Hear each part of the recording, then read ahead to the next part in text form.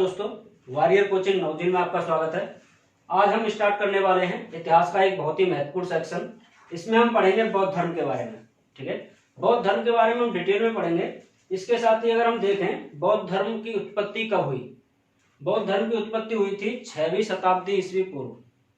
क्योंकि उस समय जो ब्राह्मण धर्म था, ब्राह्मण धर्म में बहुत सारी कुरीतियां होने लगी और जिससे बहुत सारे लोगों ने विवश होकर इससे अपना पर्दा झाड़ना स्टार्ट कर दिया। मतलब इस धर्म से अलग होकर, या तो इस धर्म से अलग होकर दूसरा धर्म अपनाने लगे या फिर अपना अलग धर्म बनाने लगे। ठीक है, उन्हीं में आते हैं महात्मा बुद्ध। महात्मा बुद्ध के बचपन का नाम था सिद्धार्थ। ठीक है, इस चैप्टर में हम महात्मा बुद्ध के बारे में ही पूरा पढ़ेंगे और यही हमारा सिलेबस रहता है, महात्मा बुद्ध के बारे में और बौद्ध धर्म के बारे में, इनके बारे में पढ़ें। ठीक है, अगर हम इसमें स्टार्ट करें अपने सिलेबस के हिसाब से, तो जैसे इसमें पढ़ते हैं महात्मा बुद्ध के परिचय के बारे में, फिर दोबारा होता है इनका गृह त्याग, फिर होता है धर्म चक्र, फिर ज्ञान प्राप्ति होती है इसके बाद में, ज्ञान प्राप्ति, फिर धर्मचक्र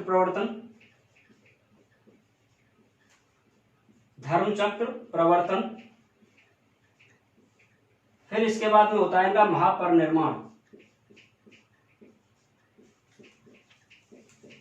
महापरिनिर्वाण का मतलब मृत्यु। ठीक है जी, मृत्यु।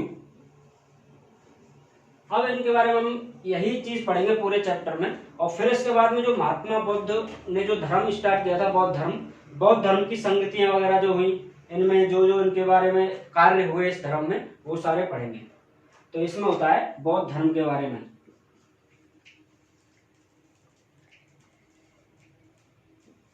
बौद्ध धर्म के बारे में। ठीक है, तो हम जैसे अब स्टार्ट करें, सबसे पहले आता है हमारा परिचय।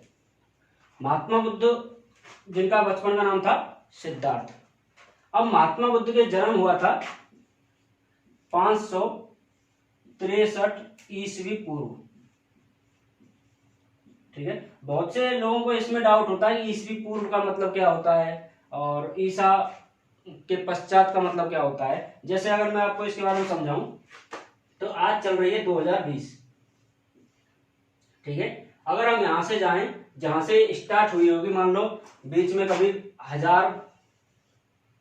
1000वां सन होगा, मान लो, फिर जहां से स्टार्ट हुआ है जीरो से, जीरो से हो गया, तो जीरो से 2020 वर्ष तो आएगा इतनी ईस्वी, मतलब 1000वीं ईस्वी, 2020वीं ईस्वी, इस तरह से आता है। अब मान लो जहां से ये स्टार्ट हुआ ये वर्ष, उससे पहले मान लो 1 साल पहले, उससे 1 साल पहले, तो ये आएगा 1 वर्ष ईस्वी पूर्व, मतलब 1 ईसा पूर्व। अगर आ जाए 100 तो आ जाएगा 100 ईसा पूर्व। ठीक है, जो आज का वर्ष चल रहा है, आज का वर्ष तो हो जाए ईस्वी सन, मतलब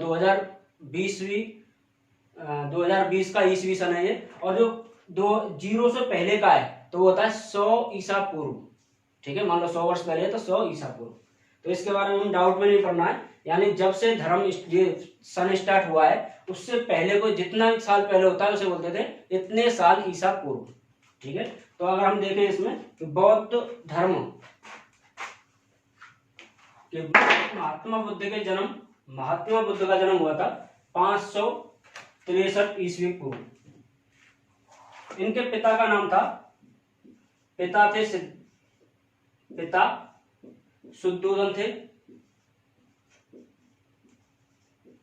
और माता का नाम था महामाया। और इनका जन्म हुआ था कपिलवस्तु के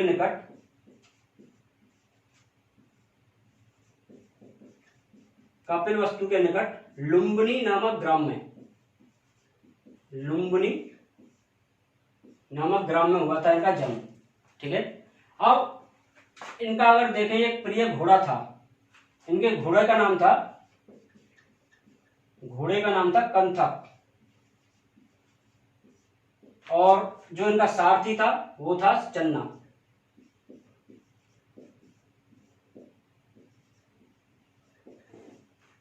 अब इसके बारे में हम देखें, जो महात्मा बुद्ध का जब जन्म हुआ तो इनके जन्म के कुछ साल बाद ही इनकी माता महामाया का देहांत हो गया। तो इनका जो पालन पोषण किया इनकी मौसी ने किया था, और उस मौसी का नाम था महाप्रजापति गौतमी। महाप्रजापति गौतमी, महाप्रजापति गौतमी इनकी माता का, मौसी का नाम था, जिन्होंने इनका लालन पोषण किया था। और आपके लिए एक बहुत ही महत्वपूर्ण इंपॉर्टेंट क्वेश्चन हो जाता है कि इनके धर्म में जो सबसे पहले महिला ने प्रवेश किया, महिला जो सदस्य बनी वो इनकी मौसी ही थी, महाप्रजापति गौतमी। ठीक है, इनके जो सबसे प्रिय शिष्य थे, जब ये संत बन गए तो सबसे प्रिय शिष्य थे आनंद, प्रिय शिष्य।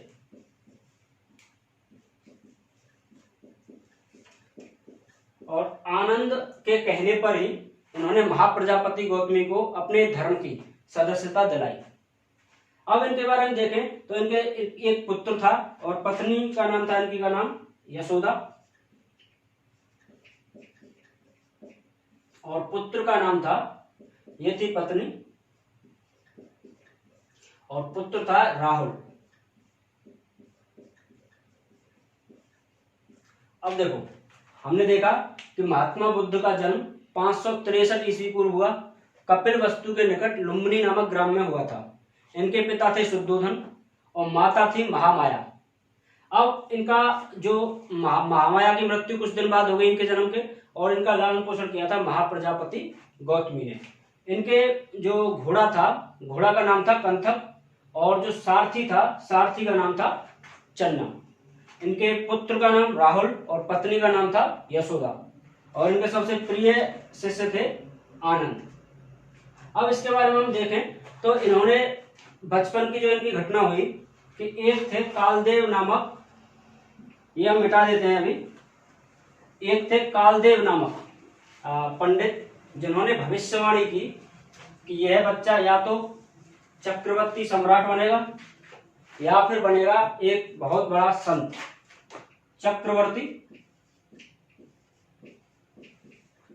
चक्रवर्ती सम्राट या सन्यासी। और ये भविष्यवाणी की थी कालदेव नामक एक पंडित ने। कालदेव ने भविष्यवाणी की कि या तो ये बच्चा चक्रवर्ती सम्राट बनेगा या फिर सन्यासी बनेगा।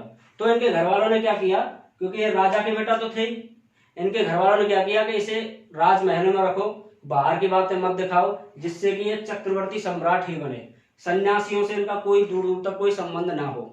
लेकिन जब ये बड़े हुए तो उन्होंने बाहर घूमने की दिलासा जताई अपनी कि भाई मुझे जाना है, बाहर घूमना है। तो ये बाहर निकले अपने सारथी चन्ना के साथ। अब इन्होंने 4 आदमी देखे, उनमें थे बीमार, व्रत, मृत, और चौथा देखा सन्यासी। और इन्होंने सबको देखा, क्योंकि इन्होंने पहली बार ही ये आदमी देखे थे, इन्होंने पहले कभी कोई बीमार नहीं देखा था, वृद्ध नहीं देखा था, मृत नहीं देखा था, ना ही कोई सन्यासी देखा था। इन्होंने सबके बारे में जानकारी की, तो इन्होंने निष्कर्ष निकाला कि ये 3 आदमी बहुत ही दुखी हैं और ये सन्यासी है, ये बहुत ही सुख में है। ठीक है, तो इस बात से बहुत ही ये प्रभावित हुए और इन्होंने ठान ली कि मुझे सन्यास ग्रहण करना है। तो इन्होंने सन्यास ग्रहण करने के क्रम में ही इन्होंने 29 वर्ष की अवस्था में अपना गृह त्याग किया। और गृह त्याग की अवस्था को जो बोलते हैं बौद्ध धर्म इस चैप्टर के हिसाब से महाभिनिष्करण। आपका क्वेश्चन आ जाता है कि महाभिनिष्करण की प्रक्रिया किससे संबंधित है? महाभिनिष्करण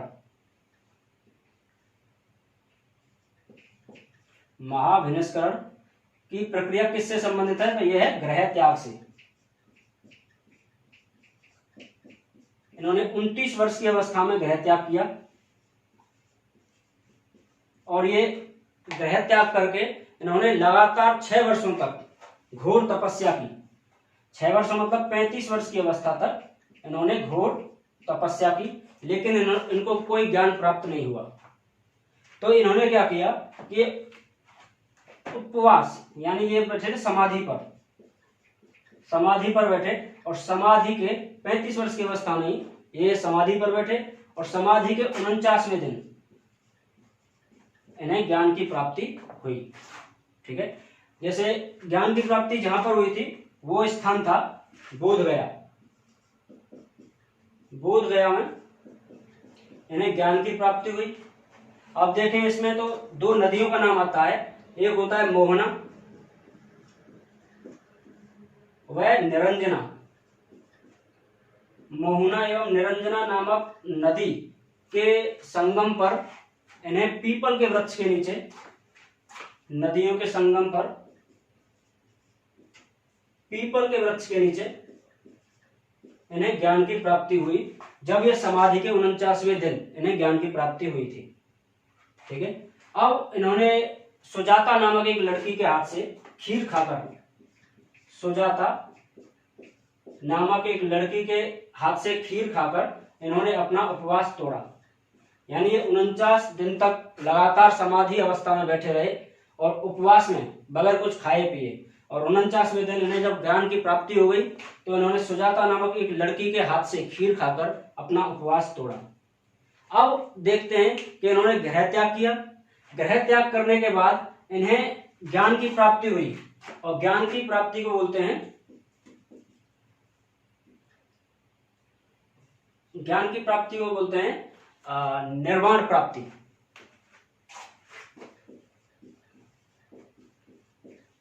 निर्वाण प्राप्ति।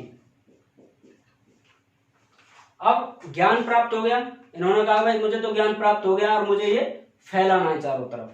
तो ये कहे, जैसे सारनाथ, उस समय सारनाथ ही विद्वानों का एक केंद्र था जहां पर ये गए, और उन्होंने 5 अपने शिष्य बनाए और उन्हीं के माध्यम से अपना ज्ञान का प्रसार किया।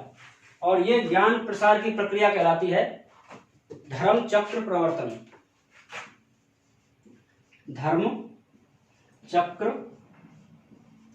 प्रवर्तन, ये होती है ज्ञान प्रसार की प्रक्रिया। ज्ञान प्रसार की प्रक्रिया। धर्म चक्र प्रवर्तन में क्या किया इन्होंने? ज्ञान का प्रसार किया।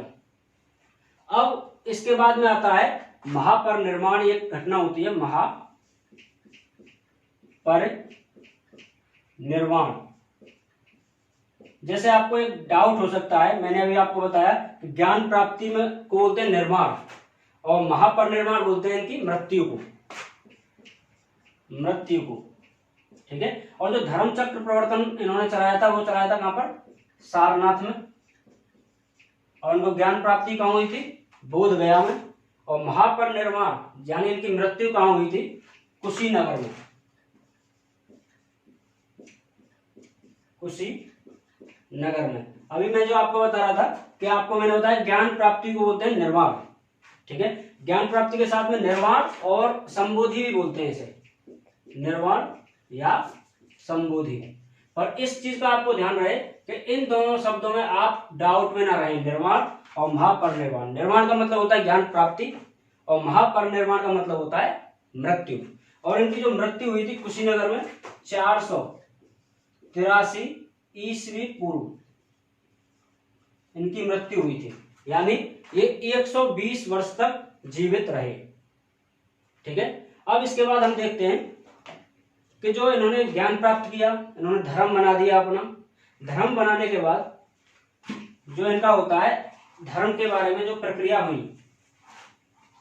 अब जैसे इनके बारे में अगर बोले कि इन्होंने ज्ञान क्या दिया, तो उन्होंने बताए थे 4 आर्य सत्य। जैसे इन्होंने ज्ञान प्राप्ति क्या हुई, क्योंकि उन्होंने जो उस समय हिंदू धर्म यानी ब्राह्मण धर्म चल रहा था उसका विरोध किया, उसकी कुरीतियों का विरोध किया और उनमें कुछ सुधार लाए। इन्होंने 4 आर्य सत्य बताए।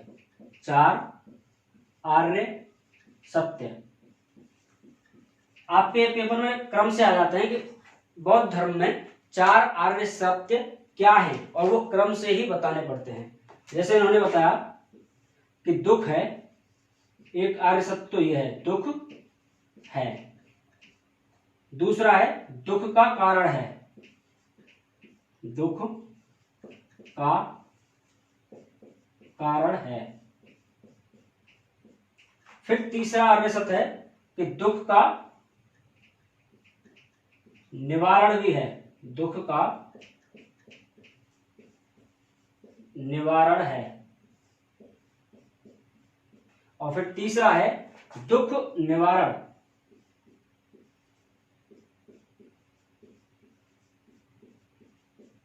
प्रतिपदा है।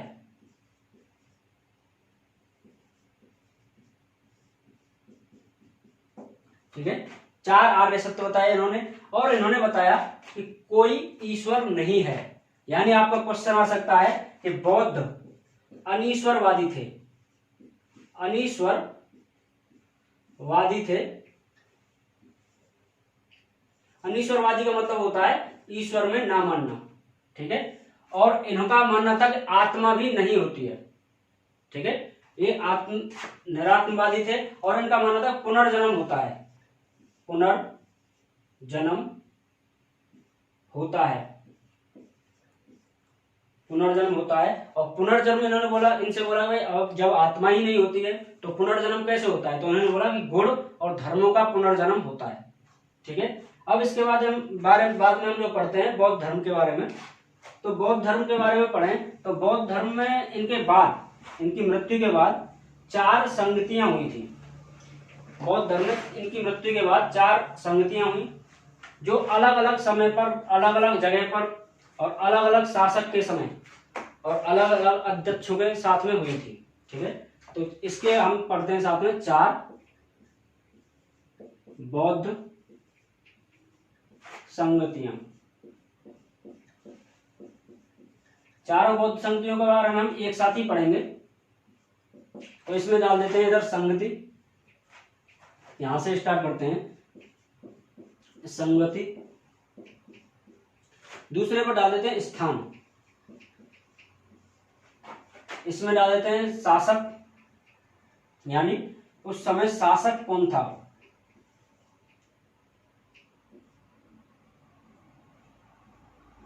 और अध्यक्ष, इसका अध्यक्ष कौन था।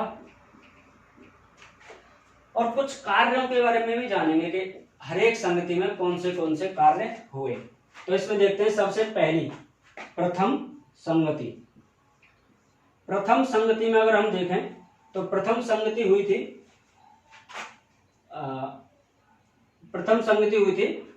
राजगृह में।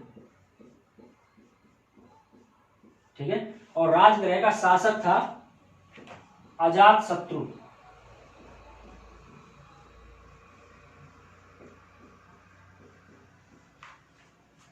और इसका अध्यक्ष था महाकश्यप। महाकश्यप इसके अध्यक्ष थे। और इसमें दो जो इसके ग्रंथ थे बौद्ध धर्म के,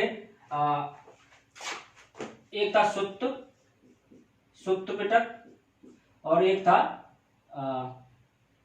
सुत्त पिटक की कर रही थी आनंद ने, आनंद ने रचना की। सुत्त पिटक की रचना हुई इसमें और जिसकी रचना की थी आनंद ने। ठीक है, और एक था विनय पिटक, और विनय पिटक की रचना की थी उपाली नामक आदमी ने, उपाली नामक व्यक्ति ने इसकी रचना की, विनय की। यानी प्रथम बौद्ध संगति में जो कार्य हुए 2 पिटक बने, क्योंकि आपने पढ़े होंगे त्रिपिटक।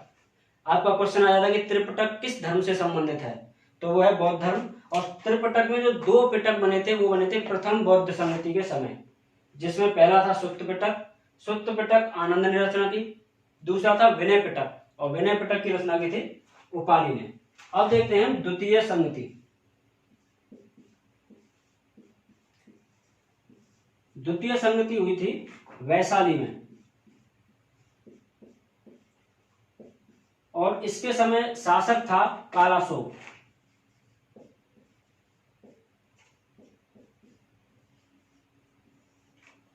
और जो इसका अध्यक्ष था वो था सबकामीर।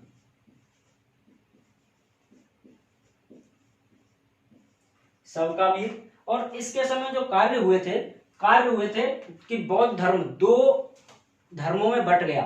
ठीक है, तो एक थे स्थविरवादी,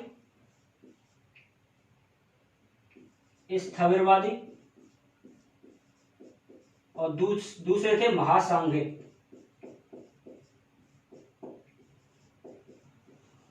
स्थविरवादी का मतलब था कि ऐसे संत जो घूम घूम कर बौद्ध धर्म का प्रचार करें, और महासांघिक का मतलब था कि एक जगह मठों में रहकर बौद्ध धर्म का प्रचार करें। ठीक है, अब तृतीय बौद्ध संगति देखते हैं। तृतीय बौद्ध संगति हुई थी पाटलिपुत्र में। पाटलिपुत्र में इसके समय शासक था अशोक।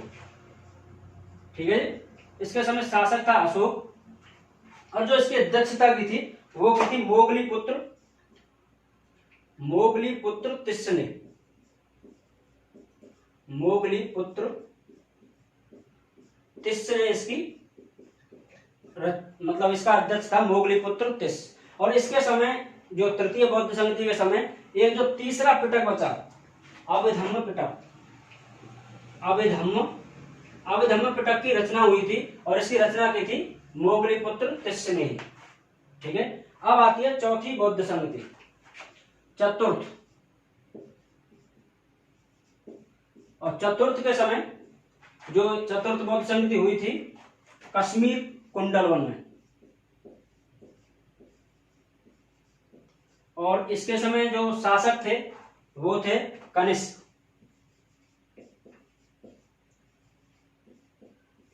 और जो अध्यक्ष बने इस संगति के वो थे वसुमित्र।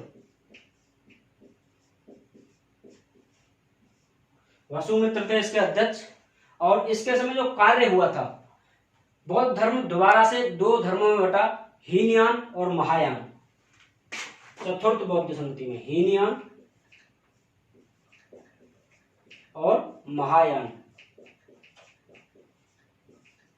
ठीक है, इसके बारे में अगर हम देखें, चार बौद्ध संगतियां हुई थी, और चारों बौद्ध संगतियों में पहला हुई थी राजगृह में, दूसरी हुई वैशाली में, तीसरी हुई पाटलिपुत्र में, और चौथी हुई थी कुंडलवन कश्मीर में। और पहली बौद्ध संगति का जो समय शासक था वो था अजातशत्रु, दूसरी का समय था कालाशोक, तीसरी का समय था अशोक, और चौथी का समय था कनिष्क। अब देखते हैं जो अध्यक्ष थे संगतियों के।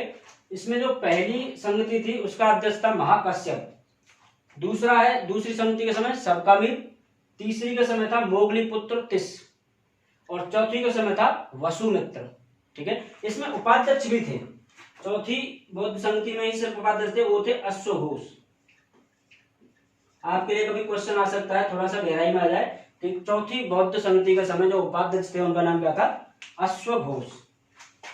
अब इनमें जो कार्य हैं ये बहुत इंपॉर्टेंट है, डायरेक्ट भी आ जाते हैं क्वेश्चन में, और ये भी पूछ लिया जाता है कौन सी बौद्ध संगति के समय हुआ था। तो इसमें देखते हैं, जैसे सबसे पहले प्रथम बौद्ध संगति में दो पिटक बने, सुत्त पिटक और विनय पिटक। सुत्त पिटक की रचना की थी आनंद ने, और विनय पिटक की रचना की थी उपाली ने। आनंद के बारे में मैंने आपको बताया, सबसे प्रिय जो शिष्य थे महात्मा बुद्ध के वो थे आनंद। अब दूसरी बौद्ध संगति में देखें, स्थविरवादी और महासांघिक दो गुटों में बट गया बौद्ध धर्म। अब तीसरी में देखें हम तो अभिधम्म पिटक, जो तीसरा पिटक है, उसकी रचना की थी मोगलीपुत्र तिस्स ने। चौथी बौद्ध संगति में बौद्ध धर्म दो शाखाओं में बट गया, हीनयान और महायान। महायान में होता है कि जैसे हिंदू धर्म में पूजा अर्चना की जाती है मूर्ति की, इस तरह से ही महायान में की जाती है, यानी भगवान मानते हैं। और हीनयान में ये एक महापुरुष की तरह मानते हैं बौद्ध को, महात्मा बुद्ध को। आपके बारे में अगर देखें कि महात्मा बुद्ध, अगर क्वेश्चन आ जाता है कि light of Asia, light of Asia किसे कहा जाता है, यानी एशिया का प्रकाश स्तंभ किसे कहा जाता है, तो इसमें आंसर ये आएगा तुम्हारा महात्मा बुद्ध। बुद्ध को कहा जाता है एशिया का प्रकाश स्तंभ। ऐसा भी आ जाता है कि ऐसा धर्म बताओ भारत का जो विदेशों में बहुत तेजी से फैला हुआ है। तो आपके पास ऑप्शन आ जाता है कि हिंदू धर्म, बौद्ध धर्म, जैन धर्म या आजीवक संप्रदाय। तो उसमें आता है बौद्ध धर्म, क्योंकि बौद्ध धर्म के साथ साथ ही एक और धर्म पनपा था, जैन धर्म। और जैन धर्म सिर्फ भारत में ही सिकुड़ कर रह गया और बौद्ध धर्म पूरे साउथ ईस्ट एशिया में और चाइना तक, जापान तक फैला हुआ है। ठीक है, इसमें हमने पढ़ा बौद्ध समितियों के बारे में। अब हम इसके बारे में जो नेक्स्ट पढ़ने वाले हैं वो पढ़ेंगे कल। ठीक है, धन्यवाद।